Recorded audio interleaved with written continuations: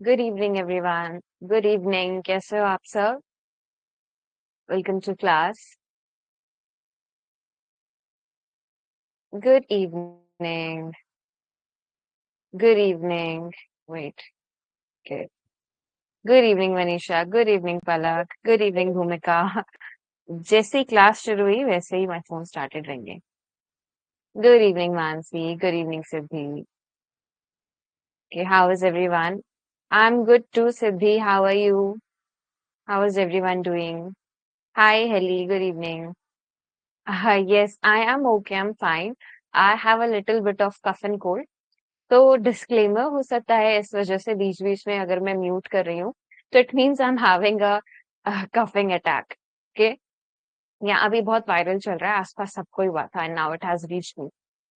Good evening वरी। I am not tired, just the cough and cold. Very irritating though. The most irritating problem physically is I think is of खांसी। उससे खराब कुछ होता ही नहीं है। Why? Because it doesn't really do anything to you but it is very irritating. Specially अगर आप पढ़ा रहे हो या आपकी जॉब या आपका काम आपकी आवाज से रिलेटेड है तो it is also like super annoying. बोलते बोलते पे कहेंगे it's very very annoying.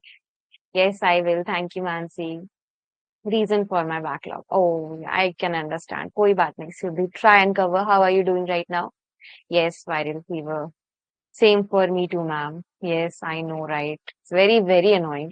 Ma'am, I can feel you right now. Same here. Okay, काफी लोग बीमार हैं इस क्लास में। जो बचे हुए हैं, बच के रहो। आपके पास कोई खास रहा है तो मेक डिस्टेंस, बट उनको ऐसे घूरना घूरना मत, बिकॉज दैट इज ऑल्सो पता नहीं क्यों वेरी एम्बैरेसिंग एंड ऑकवर्ड। आप पब्लिक में हो और खांसी आ रही है तो सब देखने लगता है, इट्स लाइक क्या? सॉरी, मेरी गलती नहीं है। Just I am a victim here. I know, right? Was giving my Sims and just going on coughing, coughing. Oh, must have been so irritating. पहले तो concentration की problem, दूसरा it's semester exam तो class में शांति and everyone like ये देखो ऐसे can understand unnecessary energy waste of energy. Definitely, definitely. You're fine. That is great. I relate way too much. I have allergies. Oh, okay, allergies are different level. My cousin also has it and according to her सबसे irritating चीज होती है because कोई भी new person आया है तो वो पूछने लगते हैं या फिर एडवाइस देने लगते हैं, तो that is also very annoying for her because constant होती है तो इरिटेशन तो अपने आप में भी है। शी स्नीजेस एंड देन आसपास के लोग इतनी क्यों चीख रही हो, क्या हो गया, तो that can be annoying. You have my sympathy Haley. Ma'am मेरी कुछ क्लास मिस हुई है, कैसे कवर करूं सब, प्लीज एडवाइस। ओके, कितनी क्लासेस आपकी मिस हो गई हैं मानसी? ट्राई उनको आप कोशिश करो 2x की स्पीड पे ही वॉच करने की कोशिश करो एक बार। जब भी आपको टाइम मिले, आपका शेड्यूल अगर आप मॉर्निंग में बिजी होते हो तो डेली 1 से 2 घंटा टाइम निकालो देखने के लिए। रात में देख लो या फिर जब आपको टाइम मिले, या फिर आप जैसे यूजुअली हम लोग खाते खाते कुछ ना कुछ टीवी वगैरह देखते हैं ना, तो टीवी की बजाय आप हो सकता है क्लास देख लो। Whatever works for you, लेकिन धीरे एक एक टॉपिक एक दिन कवर करके एटलीस्ट लाइक क्लास कर ली, उसके साथ एक्स्ट्रा एक वीडियो देख ली। एक चीख के साथ दो चीख थी। एक छींक के साथ दो चीख थी। हाँ। या मैम पहले की देखूं या लाइव क्लास? लाइव क्लास भी अटेंड करते रहो ताकि आपके बैकलॉग्स बढ़े नहीं, बट पहले की भी जरूर देख लो क्योंकि हमने रिसर्च कंप्लीट कर लिया जो रिसर्च का पार्ट है। अब हम स्टैटिस्टिक्स पे आ गए हैं तो रिसर्च पता होनी चाहिए ना स्टैटिस्टिक्स में आने के लिए। हाँ यस मैम, यही करें।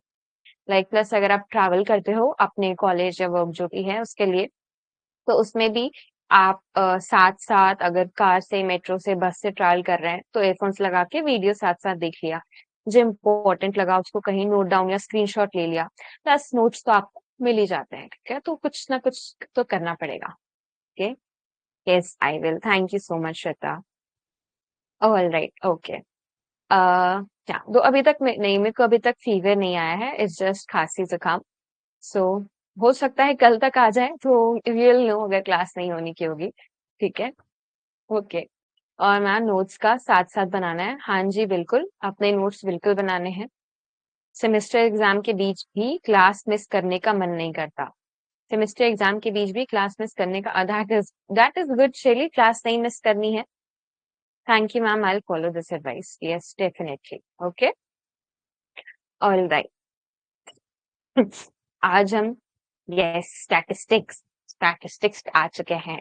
हम कंप्लीट कर चुके हैं रिसर्च मेथोडोलॉजी का पार्ट। दैट इज हमने देखा कि कैसे डेटा को कैसे कलेक्ट कर सकते हैं, क्या तरीके हैं, क्या मेथड्स हैं, कैसे सैम्पलिंग होती है, रिसर्च क्या होती है, क्या एथिक्स फॉलो करते हैं, ये सारी चीजें रिसर्च से रिलेटेड हम देख चुके हैं। अब हम देखेंगे कि डेटा कलेक्ट कर लिया, उसके बाद अब क्या, अब कैसे उस डेटा का मतलब निकाला जाए, कैसे उस डेटा का सेंस बनाया जाए, और ये जो हम जनरलाइजेशन कब से कर रहे हैं, आखिर इसको हम इम्प्लीमेंट कैसे करेंगे। ठीक है, और ये सब हम कहाँ सीखेंगे, ये सब हम स्टैटिस्टिक्स में सीखेंगे। बिल्कुल आराम से धीरे धीरे चलेंगे, आराम से करते हुए, ताकि आपको समझ भी आते रहे, और हमारे पास टाइम तो है ही, बिल्कुल है। We are not in a rush. Ma'am, my next month exam is in MPhil. Give me some advice because I'm not selected in NIMHANS. Okay, it's okay, Bhumika. NIMHANS में you are India कैसे भी seat काफी कम है, it's very tough, but not impossible. Next month आपका किसका exam है, कौन सी university का? Make a schedule according to it. Plus universities focus कुछ चीज पे करती हैं, जैसे रिसेंटली अभी किसका हुआ था, आरएमएल का हुआ था, तो मेरी एक फ्रेंड ने दिया था एंड शी टोल्ड मी कि आरएमएल में बहुत ज्यादा उस टाइप के क्वेश्चन आए थे कि ये स्टेटमेंट किसने दिया, या फिर थ्योरी बेस्ड क्वेश्चंस काफी थे। तो हो सकता है वही पैटर्न रिपीट हो सकता है ना हो। एभास का एग्जाम तो हो गया ना? एभास का एग्जाम तो अभी रिसेंटली हुआ था, फिर से हो रहा है? Okay, for the next month. हाँ, एभास का तो आई थिंक शायद हो गया था। अनभास का जो पेपर हुआ था उसमें कुछ पर्टिकुलर टॉपिक्स पे काफी क्वेश्चंस आए थे, लाइक कोई एक पर्टिकुलर एरिया सिलेक्ट कर लिया एंड उसी एरिया से इभास में इस बार एट्रीब्यूशन से 5-10 क्वेश्चन सिर्फ एट्रीब्यूशन से रिलेटेड आ गए थे। और रिसर्च एंड स्टैटिस्टिक्स तो यूनिवर्सल कॉमन है, कोई भी पेपर देने चले जाओ आप साइकोलॉजी का, आपको वो मिल ही जाना है। तो ये तो खैर, you cannot skip or do anything. A little excited, a little scared. Yes, the feeling is very nice and accepted, valid to study statistics. Okay. Ma'am research paper लिखना है, एनी एडवाइस? ओके, क्या topic select करा है आपने? आपके college का dissertation है? No ma'am, अभी 24-26 बैच का। ओके, अभी होना है। ओके, तो पेपर है अवेलेबल ऑनलाइन एभास का, आपके पास है वो पेपर, जरूर उसको निकाल के प्रैक्टिस करना। ऑनलाइन पेपर आ रखा है एभास का, अब शायद से, जहां तक मुझे याद है, और वो प्रैक्टिस करना। एंड बाकी क्वेश्चंस जितने मेरे को ग्रुप चैट पे वैसे आए थे, जो चैट्स होती है जिन लोगों ने अटेम्प्ट दिया है, जो मेरे दोस्तों ने दिया है, तो वो मेमोरी बेस्ड क्वेश्चन या तो मैं फिर नेक्स्ट क्लास की पीपीटी पे ऐड कर दूंगी, बिकॉज शायद से भास ने पेपर रिलीज किया था, शायद नहीं किया है। तो जो मेमोरी बेस्ड क्वेश्चन है भूमिका, आई लेट यू नो, या तो मैं पावर विदन की टीम से आपको फॉरवर्ड करवा दूंगी। ठीक है, तो make sure you practice those. Okay, सबसे टफ लगता है मैम मुझे रिसर्च, कॉलेज का नहीं। Okay, personal. ओके, रिसर्च वही मैंने बताया ना, बहुत प्रिजुडाइज है रिसर्च को लेके, लेकिन इतनी आप एक बार कोशिश करो, अगर समझ ना आए तो फिर सोचना है कि टफ लग रहा है। ठीक है, make sure you try it, इतना मुश्किल नहीं है। अगर हाँ होता है, मुश्किल है, बिल्कुल है, मैंने बताया है, एक्सपर्ट्स एंड ऑल सब थोड़ा डरते हैं इससे, definitely valid that feeling is. लेकिन एक बार आप देखो, क्लासेस देखो, एक बार समझने की कोशिश करो बायस हटा के, तो डेफिनेटली ऐसे कैसे नहीं घुसेगा, बिल्कुल आएगा समझ में। मैम द स्टूडेंट्स जो अभी थर्ड ईयर हुए हैं, they can attempt CUET next year.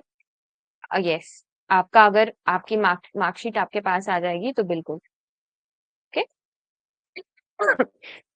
Ma'am, what about the new education policy that is allowing master students, नहीं क्या लिखा है, bachelor students to pursue PhD? Okay, yes, new education policy जो है अभी बहुत ज्यादा क्योस है वैसे उसको लेके, बट अपेरेंटली यस, बैचलर्स करके भी नेट और दे सकते हैं, एंड मतलब दे पाएंगे एंड पीएचडी कर पाएंगे।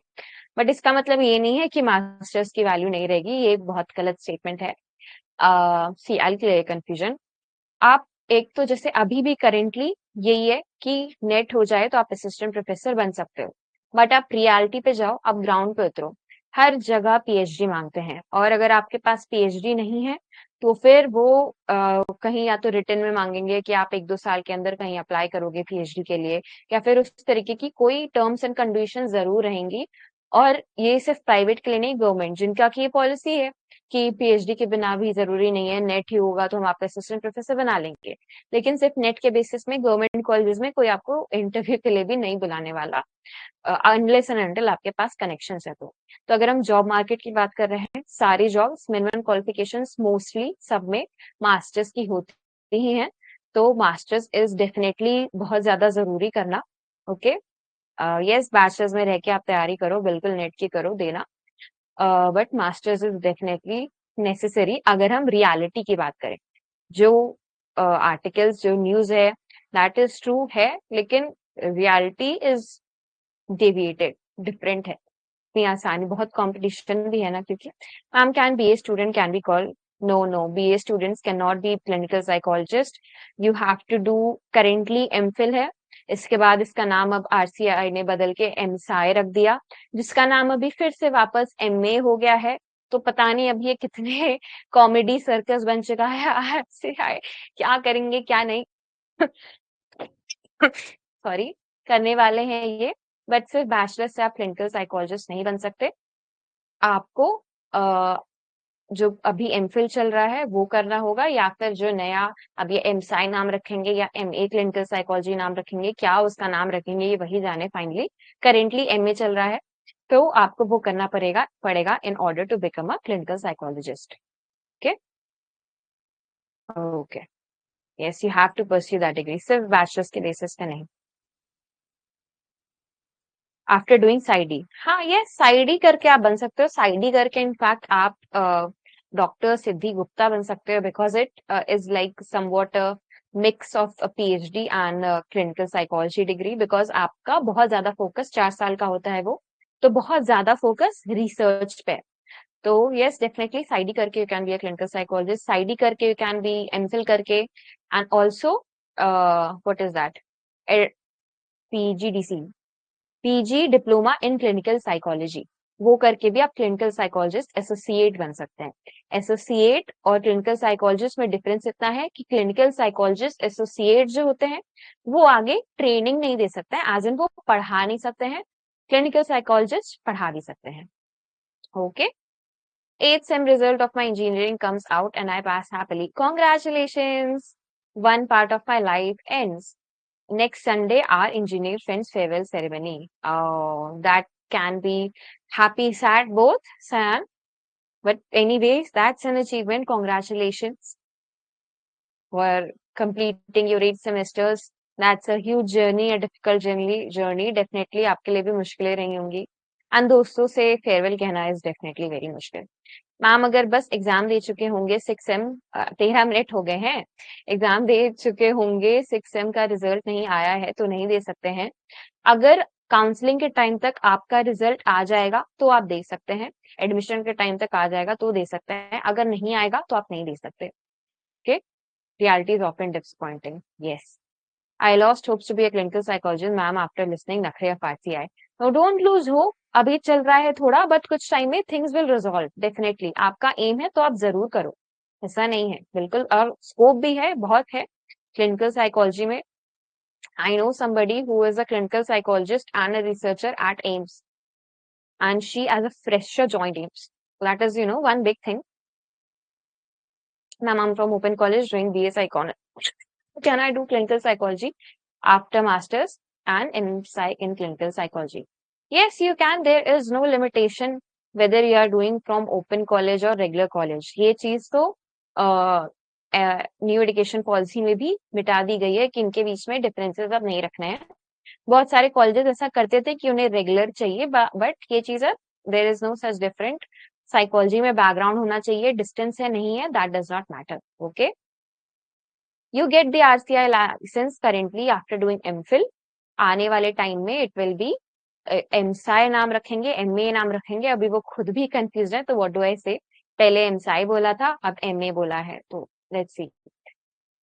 Will session held careers, yes that is what I am planning, no, हमारी यूट्यूब सेशन के लिए to plan a session on the careers of psychology and how you can achieve it. Ma'am मुझे tough लगती है, नहीं tough लगेगी, चलो अब आते हैं वापस, ठीक है। 15 minute we discuss for 15 minutes, a lot of connecting, a lot of everything. Now should we get to statistics introduction? आराम से करेंगे, ठीक है। Okay yes, we'll discuss that on YouTube Saturday. Saturday का प्लान है, होपफुली तबियत भी अच्छी रहे, we'll definitely do on Saturday YouTube 7:50। Okay okay okay. Which college is good for non-psychology masters? Okay, we will talk all of this on YouTube session. Can anyone teach us how to take therapy? Not anyone can teach you, only certified people can do so. Yes, you can be a clinical psychologist if you have a BTech. You have to first pursue masters and then go for MA, MSci, MPhil, जो भी नाम रखें, खुद ही confuse है, what do I say? चलो चलो चलो, अब आ गए, अब क्लास पे आ गए, अब आ गए इंट्रोडक्शन टू स्टैटिस्टिक्स जैसे दिखेगा आपको, ठीक है। Let's start it. तो हमारे टेबल का कंटेंट क्या होने वाला है? आई एम सॉरी, हमारे टेबल का कंटेंट है आज रिसर्च एंड स्टैटिस्टिक्स में। अब हम क्या किस पे आ चुके हैं? पार्ट बी पे आ चुके हैं, स्टैटिस्टिक्स पे आ चुके हैं, जहां पे आता है descriptive statistics and inferential statistics. शुरुआत हम करेंगे डिस्क्रिप्टिव स्टैटिस्टिक्स से, डिस्क्रिप्टिव करने के बाद हम पहुंचेंगे इन्फरेंशियल पे। डिस्क्रिप्टिव क्या होती है? जहां पे हम अपने डेटा को डिस्क्राइब कर रहे हैं, अभी इसके बारे में बहुत डिटेल में पढ़ेंगे। मतलब कि हमारा जो डेटा है वो कितना क्लोज है, कितना फैला हुआ है, ये वाली चीजें हम डिस्क्रिप्टिव स्टैटिस्टिक्स में देखते हैं। और इन्फरेंशियल में हम क्या देखते हैं? इन्फरेंशियल में हमने जो पैरामीटर्स पढ़े थे, कैरेक्टरिस्टिक्स पढ़े थे, हम उनको देखते हैं। मतलब कि अब हमने डेटा का स्कोरिंग कर ली, फाइंडिंग कर ली, अब ये डेटा मेरा पॉपुलेशन के बारे में क्या बताता है। लेट्स से मैंने स्टडी करी अमेरिकन पॉपुलेशन पे और इंडियन पॉपुलेशन पे कि किसकी इमोशनल इंटेलिजेंस ज्यादा हाई होती है, तो मैंने अलग अलग तरह के स्कोर्स कलेक्ट करे। तो पहले मैं स्कोर्स का एक पर्टिकुलर मीनिंग निकालूंगी, एक मीन मीडियन मोड कुछ निकालूंगी, जहां पे मैं बता पाऊं कि स्कोर जो है वो ऑन एवरेज कहाँ पे आते हैं। तो ये ऑन एवरेज कहाँ पे आते हैं ये मैं देखूंगी डिस्क्रिप्टिव स्टैटिस्टिक्स से। फिर अब मैंने देख लिया कि ऑन एवरेज जो है अमेरिकन पॉपुलेशन की इमोशनल इंटेलिजेंस 100 है और इंडियन पॉपुलेशन की इमोशनल इंटेलिजेंस 110 है।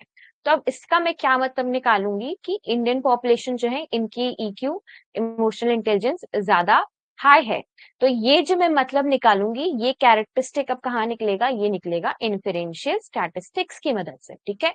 बहुत ओवरव्यू सा था ये, डोंट गेट कंफ्यूज। हम अभी बिल्कुल अब धीरे धीरे डिटेल में देखेंगे, ये तो हमारा बस टेबल ऑफ कंटेंट है, ये सारी चीजें हम करने वाले हैं स्टैटिस्टिक्स में, आपका सिलेबस है ये। तो स्टैटिस्टिक्स क्या होते हैं? Method of collecting, classifying, presenting, comparing and interpreting what numerical data. हम किस तरीके से, जो हमने अभी तक रिसर्च में क्या करा, रिसर्च में हमने देखा कि डेटा कैसे कलेक्ट होगा, कैसे एक सैंपल क्रिएट होगा, क्या मेथड्स है जिनके थ्रू हम कर सकते हैं, क्वांटिटेटिव है, क्वालिटेटिव है, ये सारी चीजों के बारे में हमने देख लिया रिसर्च में।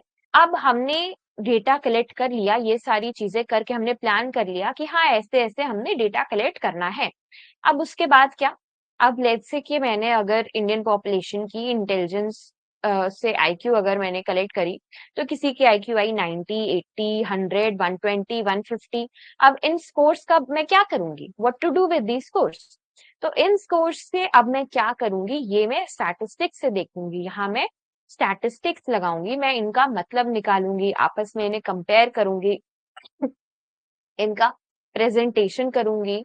तो ये सारी चीजें न्यूमेरिकल डेटा से जो फाइनल डीलिंग होगी, जहां पे हम मतलब निकालेंगे हमारी रिसर्च का स्कोर, निकालेंगे प्रेजेंटेशन देखेंगे हमारे डेटा का, वो कहाँ होगा? सारा कैलकुलेशन, सारी न्यूमेरिकल, सारा कॉम्प्रिहेंशन डेटा से स्टैटिस्टिक्स के थ्रू होगा, ठीक है। तो ये होता है स्टैटिस्टिक, जो कि डील कर रहा है हमारे डेटा के collection, classifying, presenting, comparing, interpreting.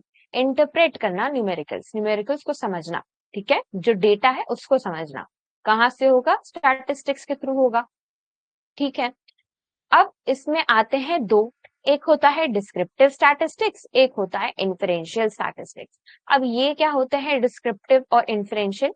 Descriptive statistic होता है जो कि एक सैंपल को डिस्क्राइब कर रहा है, मतलब कि ये हमें बताएगा कि हमारा जो स्कोर आ रहा है ये आपस में कितना डेविएटेड है या फिर कितना क्लोज टुगेदर है।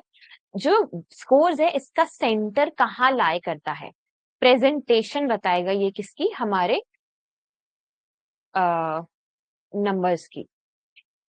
एक सेकेंड।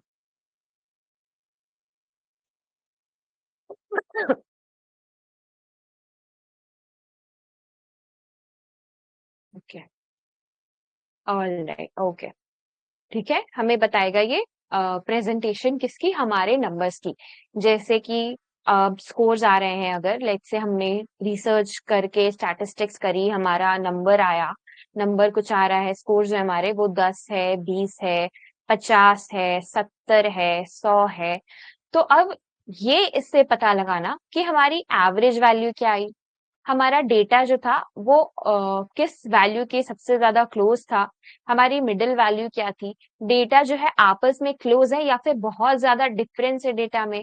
ये सारी चीजें कौन बताएगा, कहाँ से हम सीखेंगे, डिस्क्रिप्टिव स्टैटिस्टिक्स से सीखेंगे। ठीक है, कि हमारा डेटा की एवरेज वैल्यू कहाँ पे है, उसकी मिडिल वैल्यू क्या है, कौन सा डेटा सबसे ज्यादा बार आ रहा है, ये दीज थिंग्स जो कि हमारे सैंपल को डिस्क्राइब करेंगे कि हमारा, क्योंकि हमारे सैंपल का ही डेटा है, तो हमारा सैंपल जो है वो आपस में कितना क्लोज है और उनका रिप्रेजेंटेशन कैसे हो रहा है, ये हम देखेंगे डिस्क्रिप्टिव स्टैटिस्टिक्स में। ओके, तो अब यहाँ पे फिर एवरेज और करेंसी ये सब कैसे देखते हैं, ये सब हम देखते हैं मेजर ऑफ सेंट्रल टेंडेंसी से, mean, median and mode. I am sure कि आप सबको पता होगा कि मीन, मीडियन एंड मोड क्या होता है, हम डिटेल में देखेंगे, हो सकता है अब याद ना हो, लेकिन स्कूल में हम सबने पढ़ा है 9th-10th में, चाहे आप प्राइवेट से हो, गवर्नमेंट से हो, आपका स्टेट बोर्ड हो, आईसीएसई बोर्ड हो,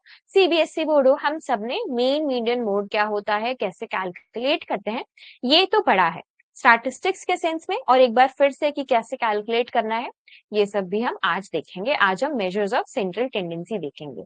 इन तीनों को ही मेजर ऑफ सेंट्रल टेंडेंसी बोलते हैं। क्यों बोलते हैं इन्हें मेजर ऑफ सेंट्रल टेंडेंसी? क्योंकि ये हमें हमारे सेंटर के बारे में बता रहा है कि हमारा जो डेटा है उसका सेंटर वैल्यू कहाँ पे लाई कर रही है और बाकी जो डेटाज हैं इस सेंटर वैल्यू से कितने क्लोज है, कितना डेटा जो है हमारा वो कितना क्लस्टर्ड है, कितना पास में है, ये हमें बताएगा कौन, हमारे मेजर्स ऑफ सेंट्रल टेंडेंसी, मतलब हमारा मीन, मीडियन एंड मोड। और दूसरा आता है डिस्क्रिप्टिव में मेजर्स ऑफ वेरिए मेजर्स ऑफ वेरिएबिलिटी, मतलब स्प्रेड। अब हमारा डेटा क्लोज है ये तो हमने देख लिया सेंट्रल टेंडेंसी से, हमारा डेटा कितना फैला हुआ है, कितना स्प्रेड है हमारा डेटा, ये हम कहाँ से देख सकते हैं, ये हम देखेंगे मेजर ऑफ वेरिएबिलिटी से, मेजर ऑफ स्प्रेड से, जिसमें क्या आता है हमारा range, standard deviation, average deviation, variance, difference क्या है स्कोर्स में, मतलब कि हमारा जो ग्राफ है, क्या हमारा डेटा ये कुछ एकदम इस तरीके से है, मतलब बिल्कुल क्लोज, जिस चीज को हम कहाँ से देखेंगे, मेजर ऑफ सेंट्रल टेंडेंसी। और हमारे डेटा जो है वो कितना स्प्रेड है, कितना फैला हुआ है, मिडिल वैल्यू से कितना दूर है, ये हम कहाँ से देखेंगे, ये हम देखेंगे मेजर ऑफ वेरिएबिलिटी से। ठीक है, तो यहाँ तक क्लियर है कि क्या होती है डिस्क्रिप्टिव स्टैटिस्टिक्स। ठीक है, ओके। तो डिस्क्रिप्टिव स्टैटिस्टिक्स इन्फ्रेंशियल स्टैटिस्टिक्स के लिए करना जरूरी है, बिल्कुल जरूरी है, लेकिन सिर्फ और सिर्फ डिस्क्रिप्टिव स्टैटिस्टिक्स के बेसिस पे हम कोई कंक्लूजन नहीं निकाल सकते हैं। मुझे पता चल गया कि मेरा डेटा बहुत स्प्रेड है या बहुत क्लोज है, इसके बेसिस पे मैं एक कंक्लूजन नहीं निकाल सकती, अपने पॉपुलेशन की कैरेक्टरिस्टिक पे नहीं आ सकती। वो मैं कहाँ से कर सकती हूँ, इन्फेरेंसेस, स्टैटिस्टिकल इन्फेरेंसेस कहाँ से निकलेंगे, पैरामीटर्स, कैरेक्टरिस्टिक जो मतलब है, जहां से फिर मैं जनरलाइजेशन करूंगी, वो कहाँ से निकल के आएगा, वो निकल के आएगा इन्फेरेंशियल स्टैटिस्टिक्स से। तो इन्फेरेंशियल स्टैटिस्टिक्स क्या होते हैं, ये प्रेडिक्ट करते हैं पैरामीटर्स, मतलब कि कैरेक्टरिस्टिक, हमारी जो पॉपुलेशन है उसका कैरेक्टरिस्टिक क्या है, क्या वो समझदार है, बेवकूफ है, हाई इमोशनल इंटेलिजेंस है, लो इंटेलिजेंस है, क्या उसका कैरेक्टरिस्टिक है, जो हम फाइनल मतलब निकालेंगे जिस चीज पे हम अपनी स्टडी कर रहे थे। तो वो कहाँ से निकलेगी? वो निकलेगी इन्फेरेंशियल स्टैटिस्टिक्स से। ठीक है, ठीक है, ओके। तो अब जैसे यहाँ पे हम क्या यूज करेंगे, यहाँ पे हमारा एक्सपेरिमेंट, कोरिलेशन और उसके साथ साथ बहुत टाइप्स हैं, टी टेस्ट है, अनोवा है, फैक्टर एनालिसिस है, जो कि हम धीरे धीरे अनफोल्ड करते जाएंगे जैसे जैसे हमारे लेक्चर्स बढ़ेंगे। बहुत आसान सी चीजें हैं, मुश्किल नहीं है ये। जहां कंफ्यूजन हो मुझे बोलना तुरंत, ठीक है? हम धीरे धीरे से करेंगे तो सब अच्छे से समझ आते जाएगा। ओके, तो अब आप इस ग्राफ से देख सकते हो क्या हमने जो करा। ये हमारी पॉपुलेशन है। पॉपुलेशन से हम क्या करते हैं, हम सैम्पलिंग करते हैं, एक छोटा सा ग्रुप लेते हैं जिसपे हम टेस्टिंग करेंगे और उनके फाइंडिंग को हम जनरलाइज करेंगे। तो जब हमने सैम्पलिंग करके एक सैंपल क्रिएट कर लिया, अब इस सैंपल के डेटा को मैं देख रही हूँ कि ये डेटा कितना स्प्रेड है या कितना क्लोज है, ये मेरा सैंपल जो है ये कैसा है, बहुत अलग है या क्लोज्ड है, ये कहाँ देखूंगी मैं? ये मैं देखूंगी डिस्क्रिप्टिव स्टैटिस्टिक्स। यही रहेगा मेरा डिस्क्रिप्टिव स्टैटिस्टिक। फिर अब इसको लेके अब मैं कंक्लूजन्स पे आऊंगी कि मेरा जो सैंपल है वो इस तरीके का है, इसका कैरेक्टरिस्टिक ये है और यही चीज मेरे पॉपुलेशन पे जनरलाइज हो रही है। तो फाइनली मैं अपनी पॉपुलेशन के बारे में पढ़ रही हूँ। तो ये कहाँ से होगा? इन्फेरेंशियल से। तो ये चीज भी आपको याद रखनी है कि डिस्क्रिप्टिव में हम सैंपल को पढ़ते हैं, इन्फेरेंशियल में हम किसको पढ़ते हैं? पॉपुलेशन पे जनरलाइजेशन कर रहे हैं, पॉपुलेशन की कैरेक्टरिस्टिक को पढ़ते हैं। ठीक है, so far we are clear? Okay, okay. आज हम क्या करेंगे? हम करेंगे descriptive statistics, central tendency, mean, median and mode. चलो शुरू करते हैं। सेंट्रल टेंडेंसी क्या होता है? और आई ऑलरेडी टोल्ड यू, जो हमारी सेंटर की वैल्यू है, मिडिल वैल्यू है, सिंगल वैल्यू है, उसके आसपास डेटा कितना है, रिप्रेजेंट कितना हो रहा है या फिर बहुत दूर है, ये चीज हम कहाँ देखते हैं? ये यही होती है हमारी सेंट्रल सेंट्रल टेंडेंसी। तो it identifies as a single value जो कि रिप्रेजेंटेटिव है किसकी? हमारे मिडिल की या सेंटर की। सेंटर के पास कितना डेटा है, ठीक है? अगर नहीं है इसका मतलब स्प्रेड बहुत ज्यादा है, वेरिएबिलिटी बहुत है, ठीक है? और सेंट्रल टेंडेंसी क्या होते हैं हमें पता है, मीन होता है, मीडियन होता है एंड मोड होता है। What is mean? मीन होती है हमारी average. Mean is what? Mean is our average. हमारी जो एवरेज वैल्यू आ रही है वही होता है हमारा मीन। लेट्स सी कि आपने सेमेस्टर के पेपर दिए। अब आप देखना चाह रहे हो कि मेरे 4 सेमेस्टर्स में मेरा एवरेज मार्क्स कितना रहा, किस वैल्यू, किस स्कोर के इर्द गिर्द मेरे मार्क्स रहे। तो लेट्स से आपके पहले सेमेस्टर में 100 नंबर आए थे, दूसरे सेमेस्टर में 200 नंबर आए थे, तीसरे सेमेस्टर में 300 नंबर आए थे, चौथे सेमेस्टर में 400 नंबर आए थे। तब आप मीन निकालना चाहोगे, आप एवरेज निकालोगे, तो व्हाट विल यू डू? आप इनका सम करोगे, 3 3 6 4 1000, और उसके बाद इनको नंबर ऑफ ऑब्जर्वेशन से डिवाइड करोगे कि कितने हैं ये, 1 2 3 4। तो 4 से हम इसे कर देंगे डिवाइड, तो ये हो जाएगा 250। तो आपकी मीन की वैल्यू क्या आ जाएगी? मीन की वैल्यू आएगी 250। मतलब आपकी एवरेज वैल्यू, मतलब कि आपके जो स्कोर्स आए, जो आपका सेमेस्टर का मार्क्स आए, ये किस स्कोर के सबसे ज्यादा इर्द गिर्द रहे? ये रहे 250 के, ठीक है? तो हमारी मीन का फॉर्मूला क्या हो गया? मीन का फॉर्मूला होता है, मीन को हम प्रेजेंट करते हैं एक्स बार से, ठीक है? This is presented by X bar equals to sigma X. Raw score, हमारा रॉ स्कोर क्या था? 100 200 300 400। सिग्मा मतलब सम ऑफ, हमने इन सब का सम किया, हमने 100 200 300 400 इन सबको जोड़ के हम 1000 पे आए। और उसके बाद क्या? उसके बाद इसे हम डिवाइड करेंगे एन से। एन क्या होता है? N is number of observation. हमारे पास कितनी ऑब्जर्वेशन है? यहाँ पे हमारे पास कितनी ऑब्जर्वेशन है? 1 ऑब्जर्वेशन, 2 ऑब्जर्वेशन, 3 ऑब्जर्वेशन, 4 ऑब्जर्वेशन। हमारे पास 4 ऑब्जर्वेशन, इसलिए हमने क्या किया? हमने इसे 4 से डिवाइड किया और हमारी जो वैल्यू आ गई ये क्या आई? ऑन एवरेज हमारा स्कोर कितना रहा, हमारी मीन की वैल्यू क्या रही, ठीक है? और इसे डिटेल में देखते हैं। तो मीन क्या होता मीन क्या होता है? हमारा सॉरी खांसी हो रही है। सम ऑफ नंबर्स डेटा सेट में जिसको हम डिवाइड करते हैं total number of values in the data set, मतलब हमारा जो टोटल नंबर ऑफ ऑब्जर्वेशन है वो, उससे हम डिवाइड करते हैं। किससे डिवाइड करते हैं? हमारा जो रॉ स्कोर है उसके टोटल से। तो ये दे रखा है ना सिग्मा एक्स बाय एन, ठीक है, दैट इज आर मीन। तो मीन को हम एवरेज भी बोलते हैं, बिल्कुल एवरेज बोलते हैं। जैसे आप अपने दोस्तों के साथ ट्रिप पे जाते हो, ट्रिप पे अगर गए होगे तो वहां पे आपके खर्चे होते हैं, फिर आप निकालते हो सबका खर्चा मिला के कि इसने 5,000 दिए, इसने 3,000 दिए, इसने 2,000 दिए, इसने इतना दिया। फिर सबका टोटल करके जितने लोग थे उनसे डिवाइड होता है, फिर आपकी एवरेज वैल्यू आती है। और वो एवरेज वैल्यू की सब कॉन्ट्री करते हैं कि हाँ भाई इतना खर्चा हुआ है ऑन एवरेज, तो चलो सबको इतने इतने पैसे निकालो। ठीक है, तो ये क्या हो रहा है यहाँ पे, आप क्या यूज कर रहे हो एवरेज निकालने के लिए?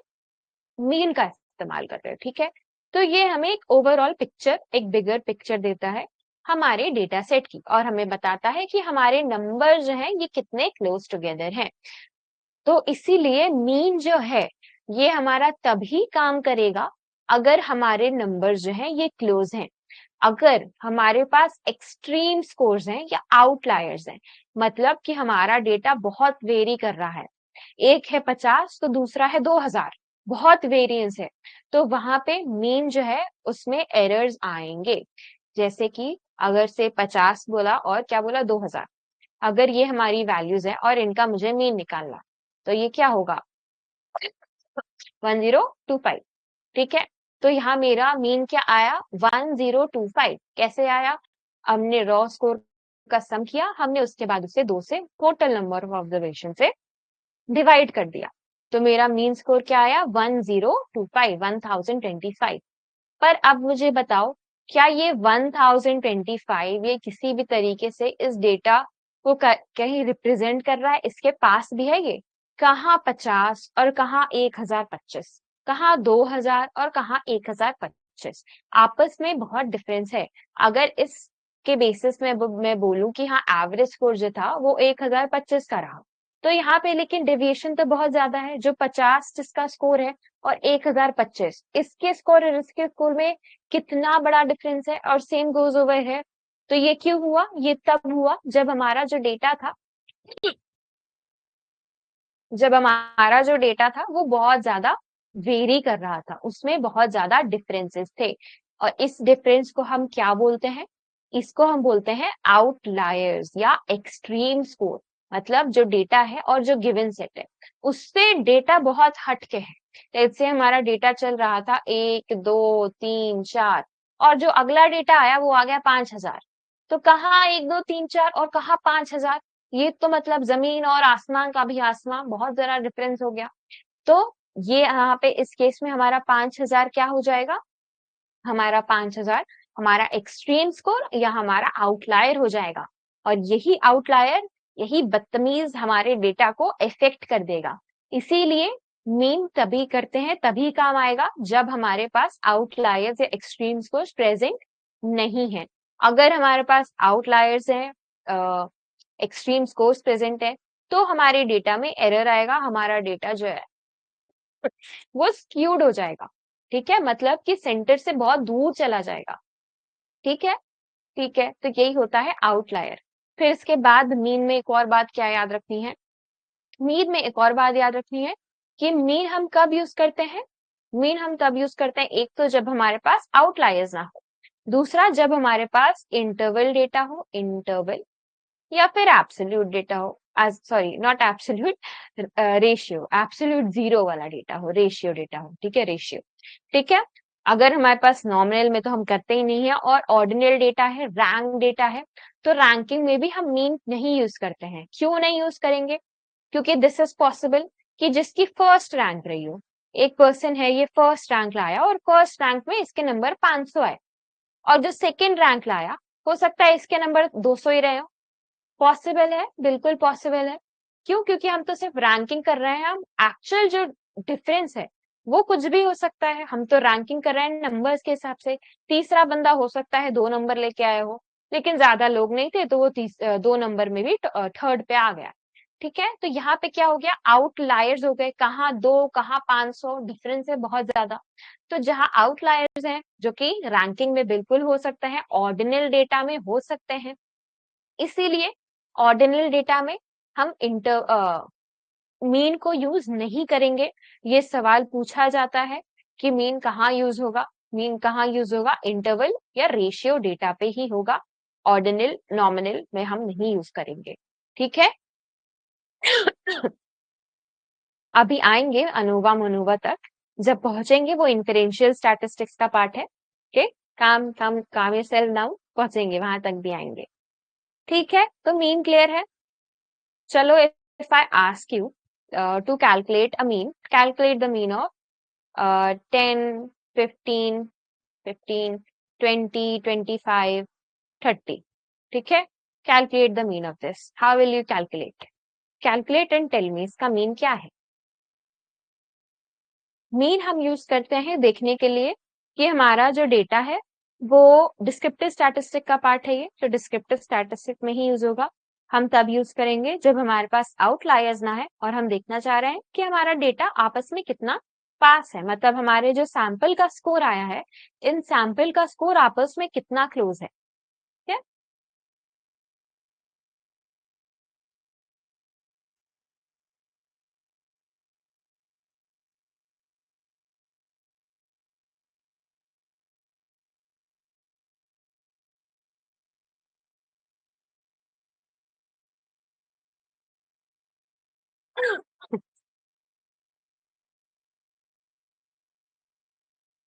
Very good, very good.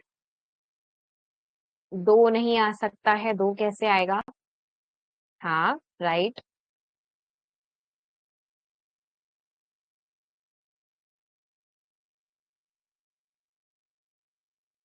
Very good, very good. Correct, Harshal, Tanya. Okay, you meant that only. Okay, correct. Anushka, Akshay. Yeah. Sorry, Akshaya. Sorry. Shelly, Vanisha. Yes, very good. Hilly, everyone. Right, right, right. Shweta, Vishnu. Right, correct. Okay, very good. Yes, exactly. Very good, Palak. Right, correct. So you're understanding the concept. You know. कैसे हुआ ये? Mean का formula दे रखा है, क्या होता है, हम क्या करेंगे, इसका टोटल करेंगे। 10, 15, 20, 25, 30 का टोटल आएगा 100। ओके, और कितने नंबर है हमारे पास? 5 है हमारे पास। टोटल नंबर ऑफ ऑब्जर्वेशन क्या है? 5। तो हम इसको डिवाइड कर देंगे तो ये हो जाएगा 2, ये हो जाएगा 0। And you see it is 2 and it is 0। तो मीन की वैल्यू क्या हो गई? मीन की वैल्यू 20 हो गई। ओके, तो लेट्स रिकैप क्विकली। मीन में क्या होता है? सेंट्रल टेंडेंसी का पार्ट है, डिस्क्रिप्टिव स्टैटिस्टिक का पार्ट है। आउटलायर्स है तो हम इसको यूज नहीं करेंगे। इंटरवल और रेशियो डेटा में ही ये यूज होगा, ऑर्डिनल में नहीं यूज होगा। और क्या, और इसका फॉर्मूला क्या है? Sigma X upon N. Sigma मतलब सम ऑफ, एक्स मतलब आपका रॉ स्कोर, एन मतलब नंबर ऑफ ऑब्जर्वेशन। ठीक है, और ये बताएगा हमारा डेटा जो है वो कितना क्लोज है, हमारा जो सैंपल है वो कितना क्लोज है। ठीक है, तो mean is clear? Yes, very good everyone. Right. Okay, now let's move on to median. Okay, median क्या होता है? मीडियन है हमारा मिड पॉइंट, हमारी mid point value data set की। आपने जरूर कभी गूगल करा होगा ये सवाल कि what is the average salary of a clinical psychologist, और वहां पे आप या फिर अ साइकोलॉजिस्ट या फिर एन इंजीनियर या फिर एन आर्टिस्ट या फिर अ डॉक्टर या फिर समथिंग समथिंग कुछ सी किसी पोजीशन का जरूर आपने गूगल करा होगा। तो वहां पे जो वैल्यूज आती हैं वो लिख के आती हैं, the average salary of this this occupation is this. तो वो क्या है, वहां पे मीन निकाला गया है। तो यहाँ अब हम एवरेज सैलरी रिकॉर्ड कर रहे हैं, तो हो सकता है कुछ लोगों की सैलरी जो है वो बहुत ज्यादा हो, एज एन 1 लाख 1.5 लाख हो, वेराज कुछ लोग की रिपोर्ट्स के हिसाब से जो सैलरी है वो बहुत कम रही हो, एज एन 5-10 हजार। पर क्योंकि डेटा इतना वैरी कर रहा है, तो हमारा एवरेज जो वैल्यू आएगी, क्या वो उतनी रिलायबल रहेगी? आउटलायर्स है तो नहीं रहेगी। हमने अभी जस्ट करा, आउटलायर्स में जो वैल्यू आती है एवरेज की वो रिलायबल नहीं रहती है, क्योंकि वो डेटा से बहुत दूर हो जाती है। ठीक है, तो ऐसे में हम क्या देखेंगे, जब भी आप गूगल करना चाहते हैं तो आप गूगल करेंगे मीडियन, ये आपको बताएगा मिडिल पॉइंट क्या है। हमारा डेटा अगर 1 से लेके 100 तक है तो यहाँ पे मीडियन क्या हो जाएगा 50, अगर 1 से 50 तक है तो मीडियन क्या हो जाएगा 25। तो जो मिडिल वैल्यू है, जो बिटवीन वैल्यू है, जो मिड पॉइंट है, वो क्या है, वही है हमारा मीडियन। ठीक है, तो मीडियन हम कब यूज करेंगे, मीडियन हम तब यूज करेंगे जब हमारे पास आउटलायर्स प्रेजेंट हैं। आउटलायर्स प्रेजेंट हैं तो हम अब मीन नहीं यूज कर सकते, मीन नहीं यूज कर सकते तो हम क्या करें, जीना छोड़ दें, नहीं, हम क्या यूज करेंगे, हम आउटलायर्स हम मीडियन का इस्तेमाल करेंगे। अगर आउटलायर्स प्रेजेंट है तो हम सिंपली मीडियन का यूज करेंगे। ठीक है, क्यों करेंगे यूज, क्योंकि मिड पॉइंट को आउटलायर से या एक्सट्रीम स्कोर से फर्क नहीं पड़ेगा। ये 1 और 100 आपस में काफी एक्सट्रीम स्कोर है, लेकिन हमने वैल्यू सिर्फ बीच की निकालनी है, बीच की ही निकल के आएगी। इससे एक्सट्रीम स्कोर से आउटलायर से फर्क नहीं पड़ता है। ठीक है, फर्क सिर्फ और सिर्फ मीन को पड़ता है, ये बात बिल्कुल अपने जहन में डाल लो। ठीक है, फिर इसके बाद क्या, अब क्योंकि इसे आउटलायर से फर्क नहीं पड़ रहा है तो हम यहाँ और क्या कर सकते हैं, हम इसे ऑर्डिनल डेटा पे यूज कर सकते हैं। हमारे पास ऑर्डिनल लेवल ऑफ मेजरमेंट है, हमारे पास रैंक डेटा है, फर्स्ट सेकेंड थर्ड फोर्थ, जहां पे आउटलायर्स का होना लाजमी है, जहां पे बहुत ज्यादा वेरिएंस का होना, एक्सट्रीम स्कोर्स का होना पॉसिबल है। तो वैसे में हम क्या यूज कर सकते हैं, वैसे में हम यूज कर सकते हैं मीडियन। ऑर्डिनल रैंक डेटा में हम यूज करेंगे मीडियन। क्यों, क्योंकि मीडियन जो है वो एक्सट्रीम स्कोर्स एंड आउटलायर्स पे चलता है। ठीक है, तो अब इस मीडियन ये स्प्लिट कर रहा है डेटा को हाफ में, बिल्कुल आधा बीच की वैल्यू हम निकाल रहे हैं, तो डेफिनेटली यहाँ पे डेटा के टू एक तरीके से पार्टीशन हो रहा है, क्योंकि हम क्या लोकेट कर रहे हैं, हम मीडियन को लोकेट कर रहे हैं, हम मिड पॉइंट को लोकेट कर रहे हैं। तो इसका इस्तेमाल कब, रैंक्ड ऑर्डर्ड वेरिएबल्स के लिए, ऑर्डिनल डेटा के लिए हम क्या यूज करेंगे, ऑर्डिनल के लिए हम यूज करेंगे मीडियन। ओके, ओके, फिर ये दोनों मीन की तरह ही मीडियन भी हमें सेंटर के बारे में ही बताता है, सेंट्रल मेजर ऑफ टेंडेंसी है ना। ठीक है, सेंट्रल टेंडेंसी का मेजर है ना, बिल्कुल है, तो ये भी हमें सेंटर के बारे में ही बताएगा। डिफरेंस इतना है कि हम इसको तब इस्तेमाल करेंगे जब आउटलायर्स प्रेजेंट है, क्योंकि ये सेंसिटिव है आउटलायर्स से, रोबस्ट है, इसमें जो है गड़बड़ नहीं होंगी, आउटलायर्स के प्रेजेंट है। ठीक है, सख्त है मीडियम। ओके, ओके, अब इसको कैलकुलेट कैसे करते हैं, मीडियन को कैलकुलेट करने के दो तरीके हैं, एक है ऑड नंबर मीडियन, एक है इवन नंबर। क्योंकि हम मिडिल पॉइंट को कैलकुलेट कर रहे हैं तो हमारे पास जितने नंबर ऑफ ऑब्जर्वेशन है, क्या ये ऑड में है या फिर ये इवन में है, इसका भी डिफरेंस देखने को मिलता है, बिल्कुल मिलता है। तो पहले बात करेंगे ऑड। ऑड का सिंपल सा फॉर्मूला है n+1/2, ये यहाँ दे ही रखा है, n+1/2। n क्या होता है, n आपके टोटल नंबर ऑफ ऑब्जर्वेशन, जो पहले था वही अब है। जैसे अगर आपका डेटा दे रखा है 2, 3, 5, 6 और 8, ठीक है, 5 है, 5 है तो क्या है, 5 है तो ऑड है, बिल्कुल ऑड है। तो अब यहाँ पे अगर हमारे पास ये डेटा है और हमें मीडियन निकालना है तो हम क्या करेंगे, total number of observation +1 divided by 2 मतलब कि 3। तो जो अब ये जो थर्ड टर्म होगा, 3 की वैल्यू आना, मतलब कि जो तीसरा टर्म है, फर्स्ट सेकेंड थर्ड 5, 5 क्या बन गया हमारा मीडियन, हमारी मिडिल वैल्यू। ठीक है, तो हम कैसे कैलकुलेट करेंगे ऑड नंबर के केसेस पे, हम करेंगे n+1 डिवाइडेड बाय 2। n मतलब हमारा total number of observation, +1 divided by 2। तो इसका जो नंबर आएगा, अब यही term, this nth term, this third this third term, ये क्या हो जाएगा, यही हमारा मीडियन हो जाएगा। ओके, ठीक है, ये तो हो गया अगर हमारे पास जो डेटा है वो ऑड नंबर है। चलो अब मैं आपको नंबर देती हूँ, आप मुझे कैलकुलेट करके बताना। ओके, डेटा मैं दूंगी 2, 3, 5, 6, 4, 8। ठीक है, कितना, 1, 2, 3, 4, 5, 6 हो गया, चलो 8, 3 हटा दो, 2, 5, 6, 4, 8। अब मुझे बताओ कि इसकी मीडियन वैल्यू क्या है? You could have been a comedian. Okay, I'll pursue this side hustle. Ma'am, we cannot take calculators into the entrance, right? Right. आप calculators नहीं ले जा सकते, दो ये आपकी एडवांटेज है, क्योंकि इसीलिए जो आपके कैलकुलेशंस आएंगे वो ऐसे ही आएंगे, आसान आसान से, बिल्कुल ज्यादा लंबे कैलकुलेटिव नहीं होते हैं, क्योंकि उन्हें भी पता है कि बेचारे बच्चे, इनके पास कहाँ, कुछ है ही नहीं साधन। हाँ, ओके, अलग अलग वैल्यूज आ रही हैं। Okay okay, all right, let's see. Okay, six six कह रहे हो आप, लेट्स सी। क्या है हमारे पास डेटा, कितना है? 1 2 3 4 5। हाँ, 5 है तो हम किसका, ये कर ही रखा है, थर्ड वैल्यू का निकालेंगे, तो इसीलिए आप 6 कह रहे हो। पर यहाँ पे हमारा डेटा ये क्या है, ये अरेंज नहीं है। हमें एक और चीज करनी है, हमें हमारे, क्योंकि हम मिडिल पॉइंट निकाल रहे हैं ना, हमें बीच की वैल्यू चाहिए, तो हम क्रोनोलॉजी को ही फॉलो करेंगे, क्रोनोलॉजी को समझना होगा। अगर हम वो नहीं करेंगे तो हमारा आंसर ऐसे ही गलत हो जाएगा। तो हम इसे 2 4 5 6 8, हम पहले इसे अरेंज करेंगे इन असेंडिंग ऑर्डर या descending order, whatever suits you. पहले हम इसे अरेंज करेंगे, उसके बाद हम ये कैलकुलेशन करेंगे जहां हमारा थर्ड आया, और थर्ड हमारा क्या हो गया, 5, तो द करेक्ट आंसर इज 5। हमें पहले, यस, गुड, वेरी गुड, समझ गए। लेट्स सी पहले किसने सही आंसर करा था। Was there any person who answered correctly?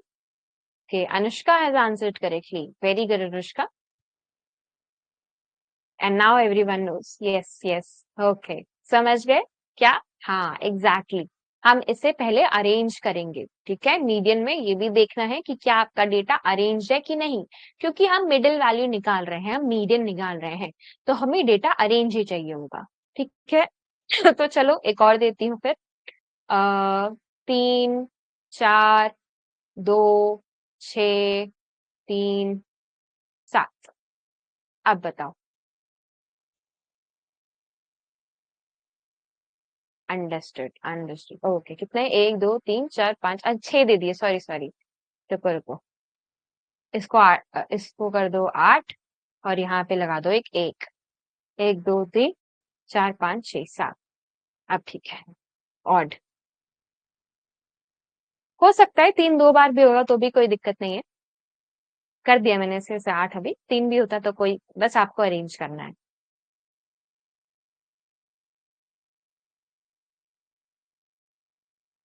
और वो 2 बार हो गई फ्रीक्वेंसी, तो उसके लिए हम क्या करेंगे, वो हम अगले स्टेप में बताएंगे, वो आपको पता ही होगा, मोड सबने पढ़ा है। हाँ, वेरी गुड। ओके, सीरीज से सबके आंसर आए हैं, एकदम स्ट्रेट लाइन, राइट।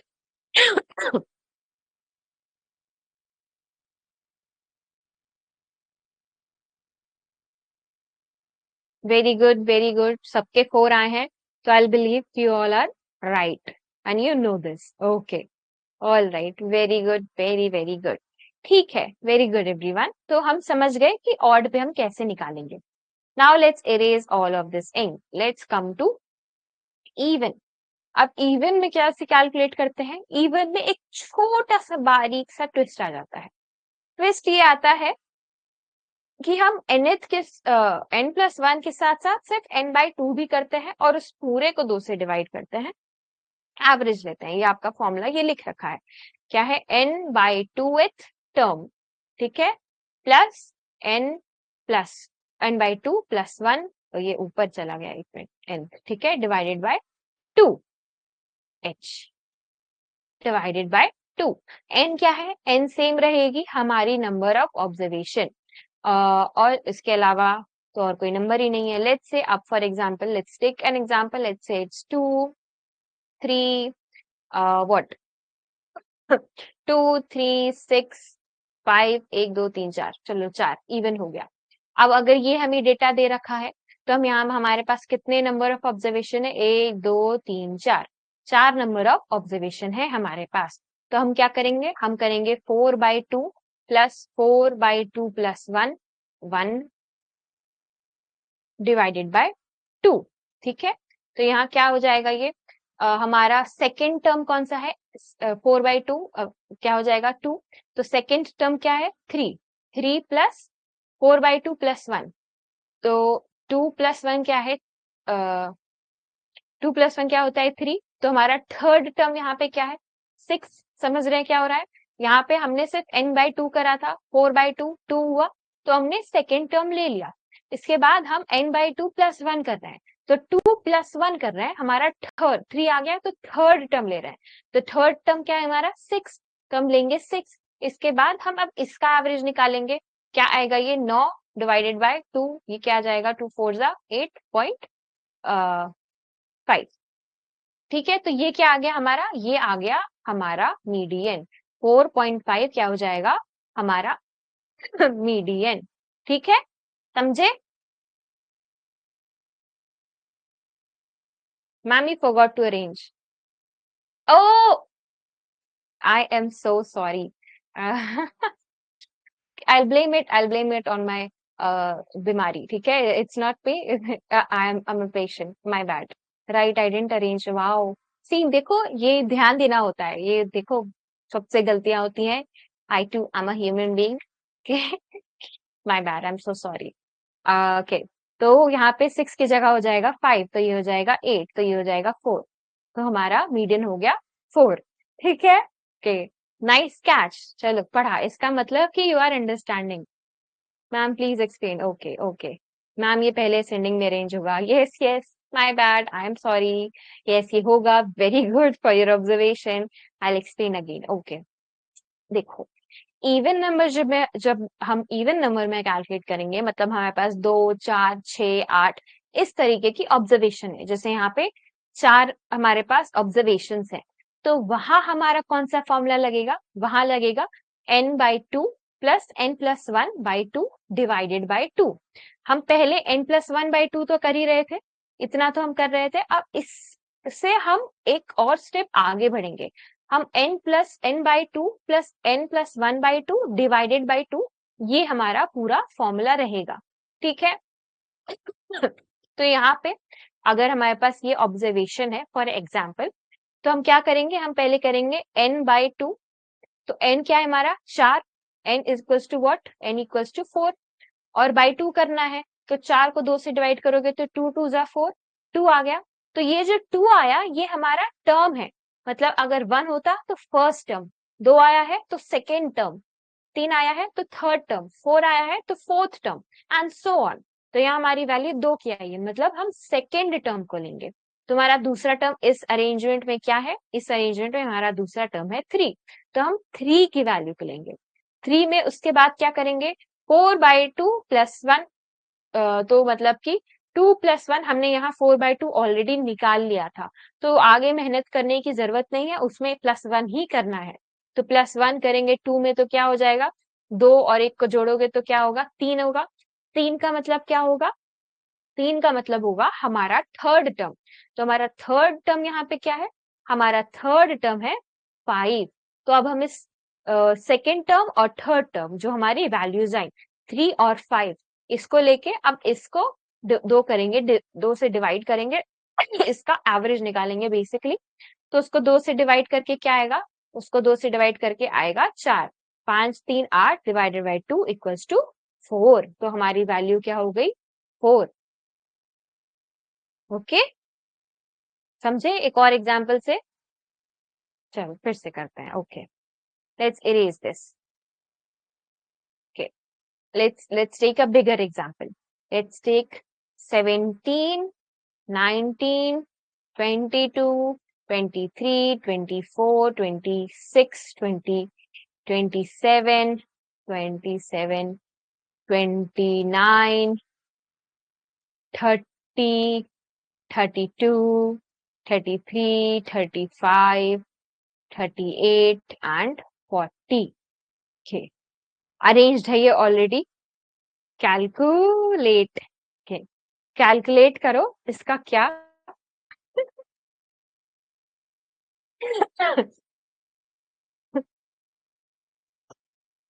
बस, हाँ, take your time and calculate. Even है ये, हमारे पास 14 नंबर है, n की वैल्यू 14 है। Very good Anushka.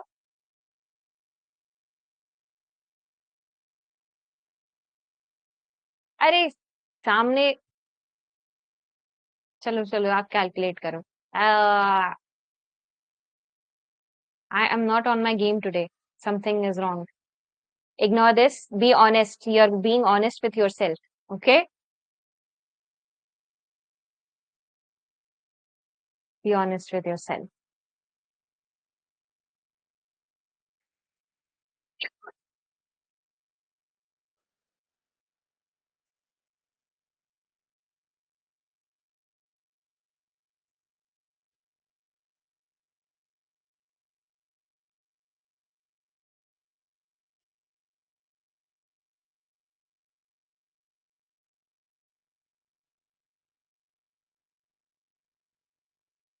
Very good. Very good. Almost very close, Shelly. Very good.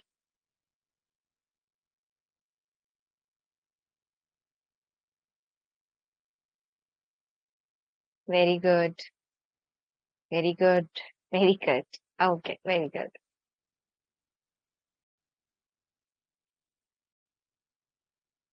Right. Correct. Correct. नहीं नहीं, इतना बड़ा नहीं आएगा। This is to practice. वो छोटे नंबर्स नहीं आता है, don't worry.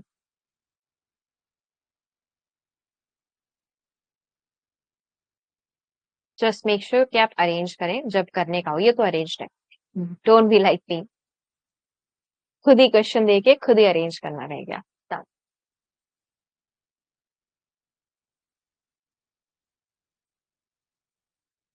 Right.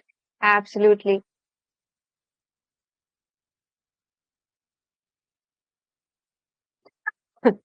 So the answer is, very good, the answer is 28।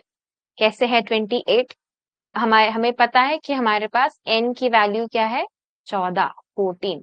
हम क्या करते हैं, हम करेंगे n बाई टू, तो 14/2, ये जो टर्म आएगा, दिस टर्म टर्म प्लस क्या, प्लस 14+1/2, 14/2 +1, 14/2 +1, यही करेंगे डिवाइडेड बाय 2। क्यों? क्योंकि n/2 प्लस n/2 +1, फिर ये nth टर्म जो भी आए, ठीक है। तो यहाँ पे क्या हो जाएगा, 7, 7 आएगा, 14 को 2 से डिवाइड करो, 7, 2 7 14, प्लस 7+1, तो 7+1 क्या हो गया, 8 हो गया। 7+1 इज 8। इसका अब हम लेंगे क्या, इसका अब हम लेंगे एवरेज। तो सेवेंथ और एथ टर्म का, ठीक है। तो सेवेंथ टर्म अब हमारा क्या है, 1 2 3 4 5 6 7, 27। सेवेंथ टर्म है हमारा ये, आई क्रॉस इस तरीके से डिफरेंस, ठीक है। 27 प्लस एट टर्म क्या है, 29। तो 27 + 29 का एवरेज जो आएगा वो क्या आएगा, वो आएगा 28। जाहिर सी बात है, मिडिल वैल्यू आएगी इसकी क्या, 28। तो इस पूरे ऑब्जर्वेशन की मीडियन की वैल्यू क्या हो जाएगी, मीडियन की वैल्यू हो जाएगी 28। यही आ गया 28। Very good everyone. Almost everyone answered it correctly. Very good. Those of you जिनको नहीं समझ आया, क्या अब आपको समझ आया? यहाँ पे देखो चार्ट भी है, कहाँ से हटू, के हस कैन सी, यही मैं छुपा रही थी। So this is the table. हमने क्या लिया, मिडिल की जो दो वैल्यूज, ये वैल्यूज कैसे निकल रही हैं, ये इवन नंबर के ऑब्जर्वेशन में n/2 प्लस n/2 + 1, मतलब कि 14/2 प्लस 14/2 + 1, मतलब 7 + 8। तो जो सेवेंथ टर्म है और जो एथ टर्म है, सेवेंथ टर्म है हमारा 27, एथ टर्म है हमारा 29। तो 27 + 29 डिवाइडेड बाय 2 क्या होगा, 28। तो हमारा मीडियन क्या आ गया, 28। तो ये क्लियर है? Is this clear? नहीं है तो भी बताओ, है तो भी बताओ।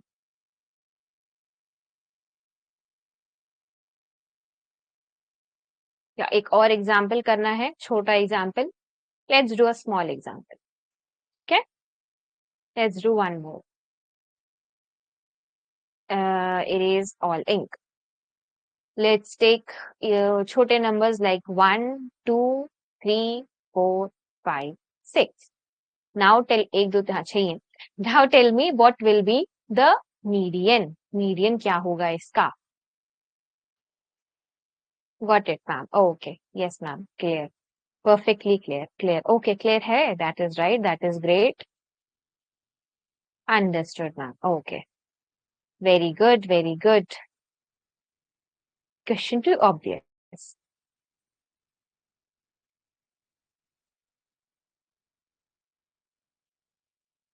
Absolutely.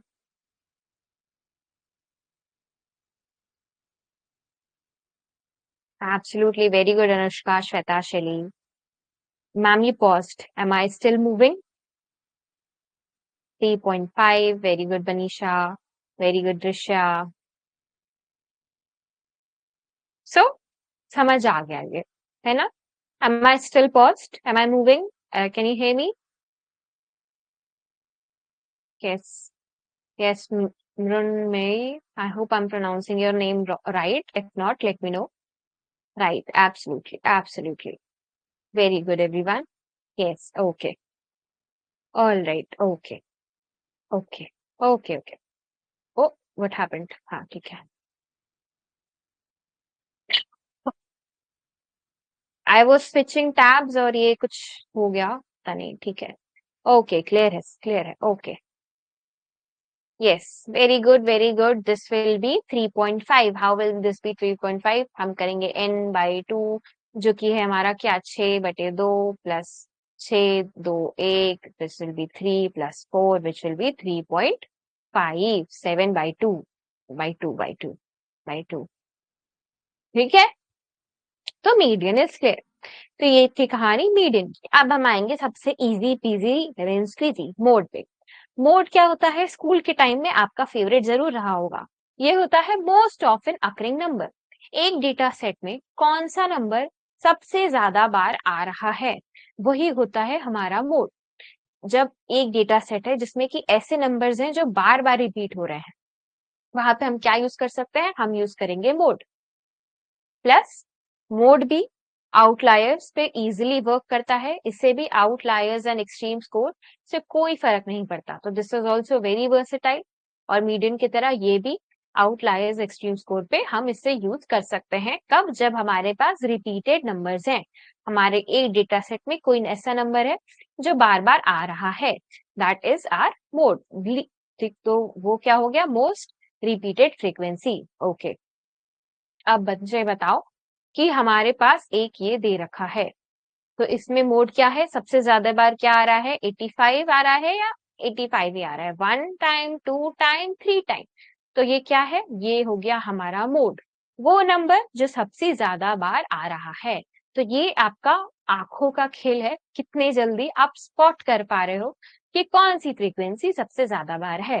Let me right a data set for you. 2 3 something.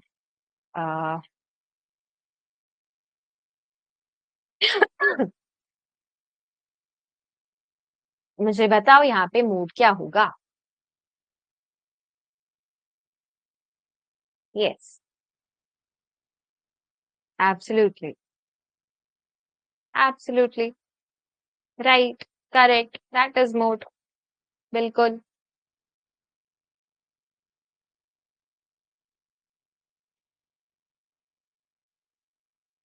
Right. Very good. कोई दिक्कत नहीं है इसमें. सबसे इजी पीजी सा है. ये नंबर आए तो ये तो भाई इसके नंबर बिल्कुल फिक्स. हाँ जी, बिल्कुल बिल्कुल. 2 इज द आंसर. क्यों है 2 आंसर? बिकॉज सबसे ज्यादा बार 2 रिपीट हो रहा है. कितनी बार हो रहा है? 1 2 3 4. 4 बार 2 रिपीट हो रहा है. तो मोड क्या हो गया? 2 हो गया. ठीक है. इतनी सी कहानी है इसकी. अब मोड निकालने का ये तो एक तरीका है. मोड निकालने के कुछ और भी तरीके हैं. एक तो क्लास इंटरवल वाला है जो आपने अपने स्कूल टाइम में पढ़ा होगा. वैसे क्वेश्चंस नहीं आते हैं. क्वेश्चंस अगर आते हैं तो या तो वो ये होगा, या फिर आपसे फॉर्मूला पूछ सकता है. फॉर्मूला क्या है? याद कर लेना. Formula is mode is equal to 3 median minus 2 mean. तो अगर आपको, वैसे तो इस पे क्वेश्चन नहीं आए हैं अभी तक, इन केस अगर भूले भटके पूछ लिया, तो अगर आपको मीडियन की वैल्यू दे रखी है और मीन की वैल्यू दे रखी है और आपको बोला है मोड निकालो, तो आप क्या करेंगे, आप करेंगे 3 times median minus 2 times mean, और आपका वैल्यू किसका आ जाएगा, मोड की वैल्यू आ जाएगी। तो मोड का ये फॉर्मूला है 3 मीडियन माइनस 2 मीन। ठीक है, ओके, समझ गए। अब मोड इतना आसान है तो मोड के कुछ वीकनेसेस भी होंगे। क्यों इतना आसान होके भी कम से सबसे कम यूज होता है ये मोड? ये इसलिए सबसे कम यूज होता है, इवन दो आउटलायर्स को कंसिडर उस सब उनसे कोई दिक्कत नहीं है, ये इसलिए होता है क्योंकि ये सारे स्कोर्स को कंसिडर नहीं कर रहा, ये सिर्फ उसको ही देखता है जो कि पॉपुलर नंबर है, मतलब जो बार बार रिपीट हो रहा है, सिर्फ उस नंबर से ही मोड कैलकुलेट होता है, मोस्ट रिपीटेड फ्रीक्वेंसी। बाकी नंबर को ये वैल्यू नहीं देता, इसीलिए मोड की ये एक वीकनेस है। तो क्या वीकनेस है, सारे नंबर्स को ये कंसिडर नहीं कर रहा, मोस्ट रिपीटेड को ही ये कंसिडर कर रहा है। फिर इसके अलावा अब क्योंकि ये एक्सट्रीम स्कोर में अप्लाई हो सकता है, तो हम समझ गए कि ये ऑर्डिनल पे भी चलेगा। इसके बाद मोड इकलौता ऐसा है जो कि नॉमिनल पे भी चलेगा। कैटेगोरिकल डेटा है हमारे पास, नॉमिनल डेटा है, वहां पे भी हम मोड को इस्तेमाल कर सकते हैं। क्यों? अब जैसे जेंडर है, इसकी रैंकिंग नहीं कर सकते, इसका कोई नंबर नहीं है, लेकिन ये ऐसे हो सकता है ना कि male female male male female female female male female female, इस तरीके से आपके पास ऑब्जर्वेशन है। आपको बताना है सबसे ज्यादा अपीयरेंस किसकी रही, मेल की रही फीमेल की रही, तो यहाँ पे क्या आप मीन निकाल सकते हो? नहीं निकाल सकते हो। मीडियन निकाल सकते हो? नहीं निकाल सकते हो। आप क्या निकाल पाओगे ऐसे डेटा में? आप सिर्फ और सिर्फ मोड निकाल पाओगे। ठीक है, तो मोड क्या है, मोड बहुत वर्सेटाइल है, ये कैटेगोरिकल डेटा पे, नॉमिनल डेटा पे भी चलेगा। ठीक है ma'am, we will not work on group data, we will, it will, हाँ, okay, the class interval data we can practice it if you like, दो अभी तक पास्ट पैटर्न्स पे क्वेश्चन देखे नहीं गए हैं, लाइक अभी पूछा था ना कि कैलकुलेटर नहीं होता, वही एक रीजन है शायद कि इस पे क्वेश्चन देखे नहीं गए हैं। बट वी कैन डू 1 और 2 class interval datas as well, एक बार हम स्टैंडर्ड डेविएशन भी कर ले, फिर कुछ वैसे क्वेश्चंस भी प्रैक्टिस कर लेंगे। What is the difference between nominal and ordinal? Nominal data होता है जो लेबल्ड है, कैटेगरीज है, जैसे कि जेंडर है, रेस है, रिलीजन है। ऑर्डिनल डेटा है जो कि रैंक डेटा है, जैसे कि फर्स्ट है, सेकंड है, थर्ड है, फोर्थ है, वो हो गया। ठीक है, नॉमिनल डेटा की किसी भी तरीके की न्यूमेरिकल वैल्यू नहीं होती है, किसी तरीके की हम रैंकिंग नहीं कर सकते हैं, कोई नंबर दूर दूर तक उससे एसोसिएटेड नहीं है, जैसे कि mails and females, different different religions, different different nationalities, different different ethnicities। ठीक है, ये हो गया नॉमिनल। ओके, तो चलो अब मुझे बताओ, नाउ इट्स डाउट टाइम। ये था हमारा mean median mode central tendency. अगली क्लास में हम करेंगे डिस्पर्जन कह रही हूँ, वेरिएबिलिटी। ठीक है, ओके, तो if you have any doubts let me know. I hope everything goes well with the Khasi Vasi. Okay, this is measure of dispersion, जिसको कि हम कल की क्लासेस से देखेंगे। हम कोर्स के वेरिएंस के बारे में देखेंगे। आज हमने करा क्या? आज हमने करा मेजर ऑफ सेंट्रल टेंडेंसी।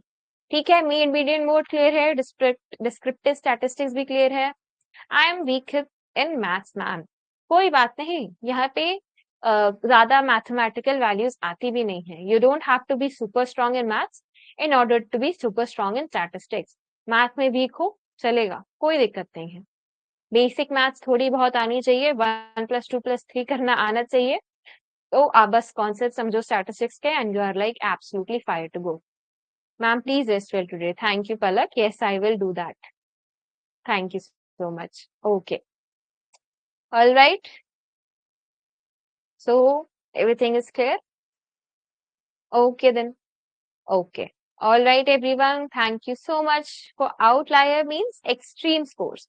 जो extreme scores हैं जो हमारे नॉर्मल डेटा से बहुत ज्यादा दूर है, दैट इज आउटलायर। जैसे हमारा डेटा अगर 1 2 3 4 है और एक डेटा 2000 है, तो वो 2000 हो गया आउटलायर। यस यस, बिल्कुल बिल्कुल, आपको मैं फॉरवर्ड कर दूंगी, don't worry. Bye bye bye. Bye everyone, thank you, bye bye. Okay bye. Good night, I take care, you too take care, thank you, bye bye.